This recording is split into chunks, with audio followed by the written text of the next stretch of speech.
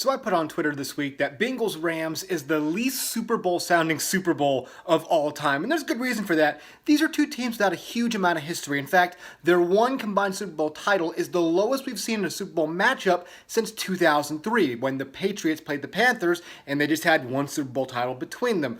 Yeah, the Patriots just had one Super Bowl title then. Good times.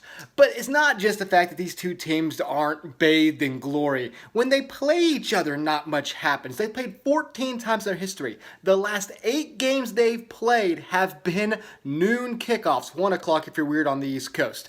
Those are the games reserved for your B slate, your not as important games. And since 1990, they played all their games at noon. 1990 was the last time they kicked off at 4 o'clock. It's not just that the games are played at noon. The games aren't even that good. Only 3 of their 14 meetings have happened when both teams have been above 500 at kickoff. And meanwhile, only 4 of their 14 games have been decided by 1 score or fewer. The last one was 2011. That wasn't even really a 1-score game because it was a last-minute touchdown by the Rams that made it 1 score. So you have to go back again to 1990 when the Bengals won 34-31 in overtime for the last and perhaps only good Bengals-Rams game. I will say this, however, they did play on Monday Night Football in 76 and 78. Don't know who scheduled that, but it happened.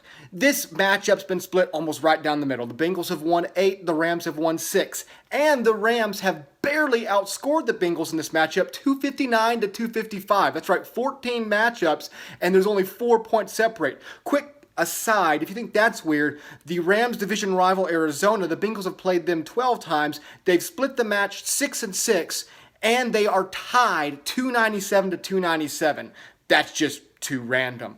So I know by now you're thinking, oh yeah, you're just one of those curmudgeons. You just want to see Packers, Steelers, Cowboys, Patriots. No, in fact, I love this. I love these random Super Bowl matchups because it means we are watching the most important game in these teams' histories. You can make the argument clearly. This is the most important game, definitely for the Bengals since the 80s.